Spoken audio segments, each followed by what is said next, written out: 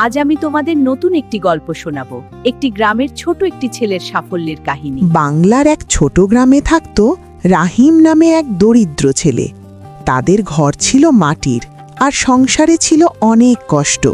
কিন্তু রাহিমের ছিল একটি বড় স্বপ্ন। একদিন সে এমন কিছু করবে যাতে মানুষ তাকে মনে রাখে। রাহিম ছোটবেলা থেকেই গল্প শুনতে খুব ভালোবাসত। তার দাদি রাতে ঘুমানোর আগে তাকে নানা রূপকথা আর শিক্ষামূলক গল্প শোনাতেন। সেই গল্পগুলো শুনে রাহিমের মনে একটি ইচ্ছা জাগল।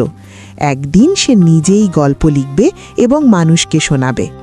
রাহিম বড় হয়ে নিজের গল্প লিখতে শুরু করল, কিন্তু শুরুতে কেউ তার গল্প পড়ত না। সে যখন গল্প শেয়ার করত, অনেকেই বলতো, এইসব গল্প কে পড়বে? তবুও রাহিম থামেনি। সে প্রতিদিন নতুন গল্প লিখত এবং শেয়ার করত। কিছুদিন পর রাহিমের গল্প হাজার হাজার মানুষ পড়তে শুরু করল। সবাই তার গল্পের জন্য অপেক্ষা করত। একসময় সেই ছোট গ্রামের ছেলেটি হয়ে উঠল সবার প্রিয় গল্পকার।